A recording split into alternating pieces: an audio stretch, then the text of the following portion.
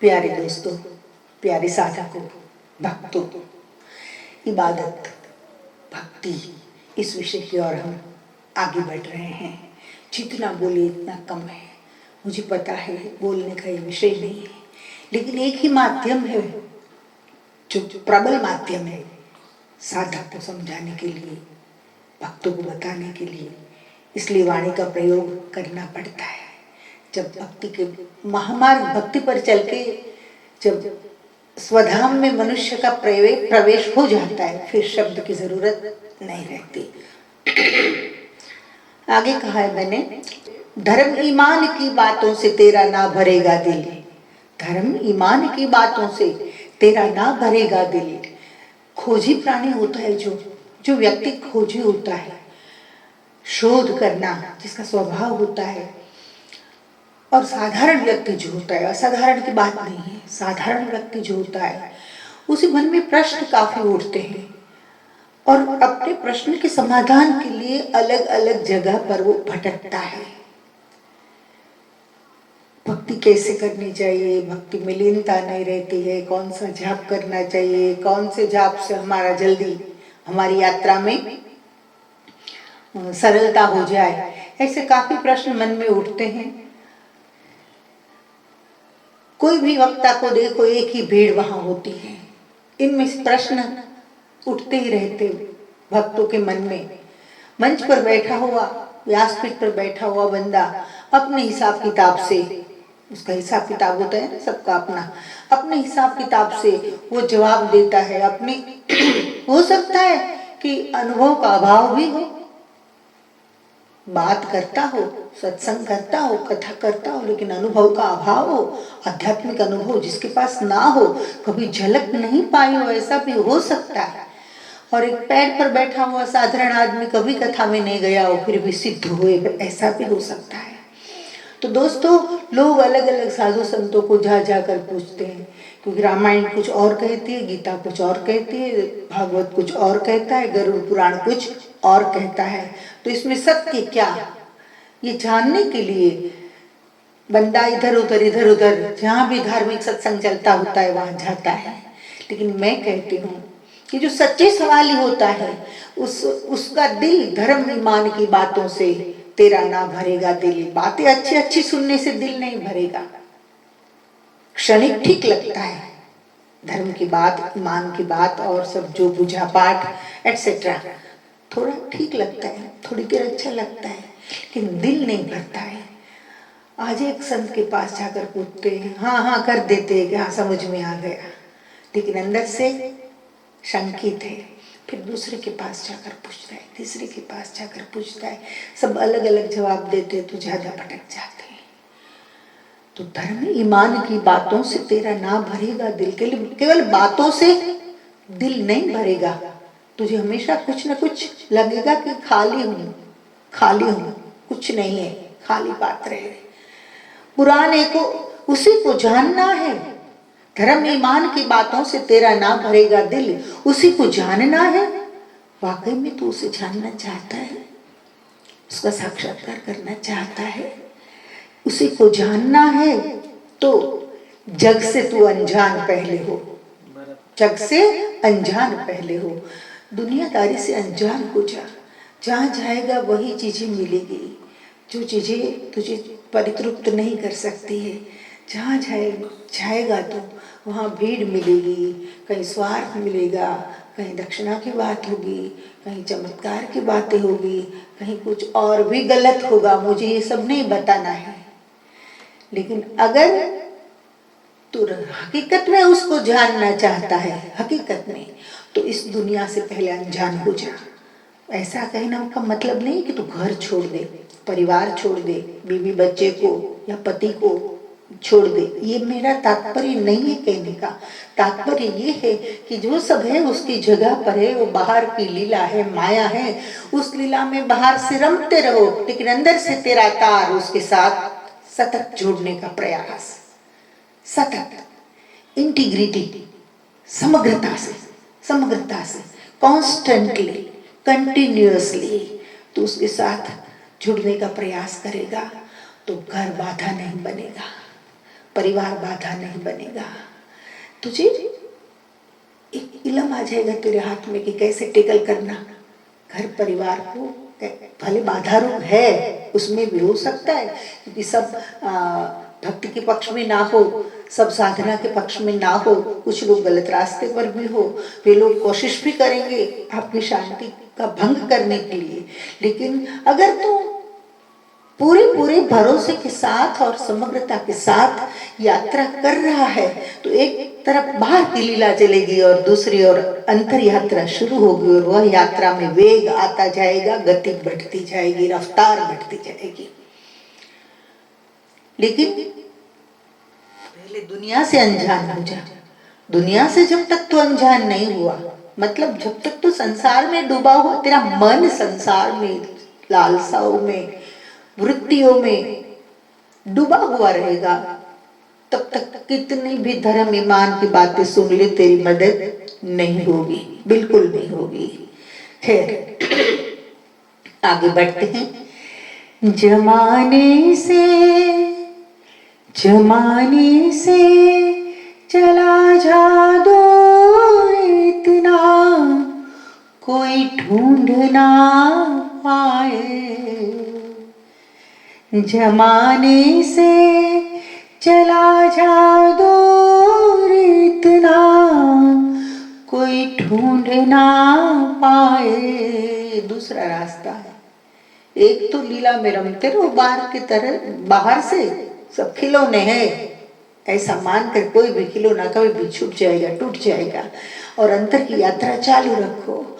अगर ये संभव नहीं है आपके लिए तो दूसरा रास्ता, जमाने से चला जा दूर इतना, कोई ढूंढ ना पाए। एक कोना पकड़ कर बैठ जा, सुमिरन तेरा शुरू कर दे, जिसमें तेरी श्रद्धा हो, जिसमें तेरी आस्था हो। मौन में आस्था हो तो केवल मौन बन जा, तेरा मौन ध्यान बन जाएगा और ध्यान मुक्ति बन जाएगा। तो मौन बन जा। जमाने से चला जा दूर इतना, कोई ढूंढ ना पाए। नहीं सेट हो रहा है संसार से, कोई ढूंढ ना पाए, ऐसी जगह पर चली जाओ। मैं कहती हूँ इसमें साहस चाहिए, मैं आपको भगोड़ा नहीं बनाती हूँ।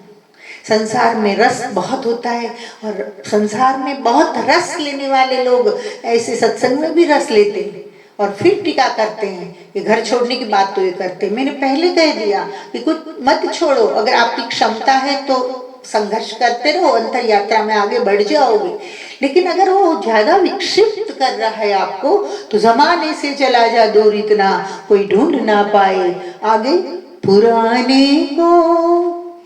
पुराने को अतीत को, भूतकाल को, पास्ट को, पुराने को चला दे तब नया पैदा हो सकता है। पुराने को जला दे, जमाने से चला जा दूर इतना, कोई ढूंढ ना पाए। और जब वहां जाएगा तो जहां भी दुनिया से थोड़ा दूर, वैसे तो जग से चाहे भाग ले कोई, मन से भाग न पाए, ऐसा कवि ने कहा। लेकिन अगर आपको जरूरत लगती है प्रगाढ़ एकांत की, मौन की, शांति की, विक्षेप हो रहा है आपकी यात्रा में, तो दूर चला जा। तेरी दुनिया कितनी, तेरी इर्द गिर्द है इतनी। वह दुनिया अगर सहाय कर रही है, तुझे साथ दे रही है तो बहुत अच्छा, अगर साथ नहीं दे रही है तो छोड़ो 5-25 लोगों की दुनिया को। औरों को कुछ नहीं पड़ी है, औरों को कुछ नहीं पड़ी है। ध्यान रखना, दुनिया क्या कहेगी। तो 1 अरब की बस्ती हो, 1.5 अरब की बस्ती हो तो 1.5 अरब कोई चिंता नहीं करेगी आपकी। ये 2-5 जो है, कोई स्वार्थ से जुड़ा हुआ है, कोई और जुड़ा हुआ है, कोई समाज बंधनों से जुड़ा हुआ है, कोई प्रेम से भी जुड़ा हुआ होता है, तो इतने लोगों को ही चिंता होती है, बाकी कुछ नहीं होता। और प्रेम भी सही है कि खोखला प्रेम आपके साथ है कि आपकी संपत्ति के साथ, ये भी क्लियर नहीं होते आप। अगर ऐसी स्थिति है तो जमाने से चला जा दूर इतना, कोई ढूंढ ना पाए। पुराने को जला दे। और ध्यान रखना, ऐसा होता है लोग निकल तो जाते हैं लेकिन उसके दिमाग में से फिर संसार नहीं निकलता है। याद आता है सब, वही घर, वही भाई बहन, वही माँ बाप। कन्फ्यूज हो जाते, खुद मन में कन्फ्यूजन होता है कि मैंने इस वाले ठीक किया, गलत किया, सही किया, समझ में नहीं आ रहा है कुछ।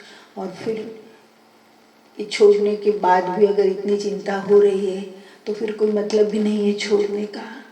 ना ना, छोड़ तो दिया, लेकिन फिर क्या करना है? पुराने को जला दे। पास्ट तेरे मन में नहीं चलना चाहिए। जितनी भी रील भरी है, रील जितनी भी भरी है, यहाँ डेटा जितना भी कंप्यूटर में है, सबको डिलीट मार देना है। पुराने को जला दे, पुरानी चीजों को, पुराने रिश्तों को, पुरानी बातों को। इसमें आप भी आ गए। महाभिनिष्क्रमण करने के पहले आप अलग थे और बाद में अलग है, भले 24 घंटे हुए हो। जब तक राज्य की सीमा को पार नहीं कर गया था गौतम बुद्ध, तब तक ये राजकुमार गौतम ही था। लेकिन एक क्षण में जैसे सीमा पार हो गई, मिट गया गौतम और बुद्ध आ गया। क्यों? कि पुराने को जला देना है। जला दिया, जला दिया पुराने को। बहुत कठिन लगता है, इतना आसान भी नहीं है, लेकिन असंभव नहीं है। मेरा अनुभव कहती हूँ, मेरा अनुभव, मेरे 50 साल के अनुभव के बाद में बात कर रही हूँ कि पुराने को जला दे, तब नया पैदा हो सकता है।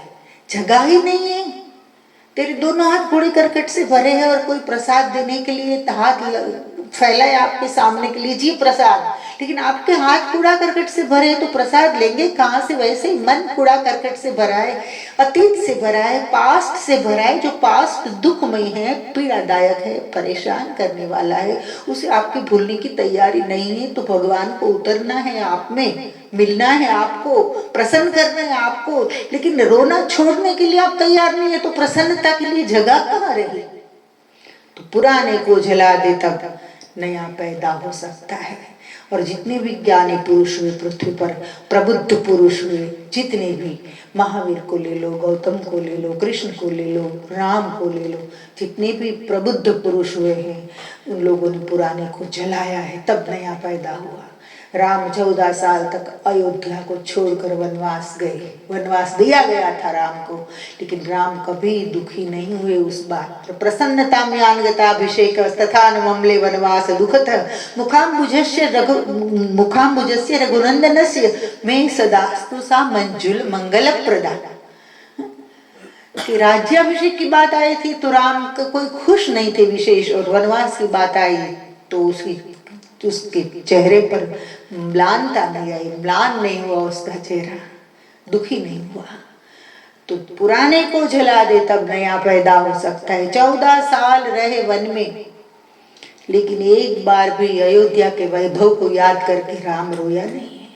हाँ, अयोध्या वासियों को याद करके रोया है, अयोध्या वासियों को याद करके रोया है, लेकिन कभी भी अयोध्या के वैभव को, करे में राजकुमार था ये वो, याद करके कभी नहीं रोया है। तो पुराने को जला दे, तब नया पैदा हो सकता है। तब मर्यादा पुरुषोत्तम राम जगत में माने गए। पहले तो राम थे, रघुकुल मणि राम, मर्यादा पुरुषोत्तम राम। पुरुषोत्तम कब बने? पुरुष में से पुरुषोत्तम, कि पुराने को जला दे, तब नया पैदा हो सकता है। सोचना इस बात पर। धन्यवाद।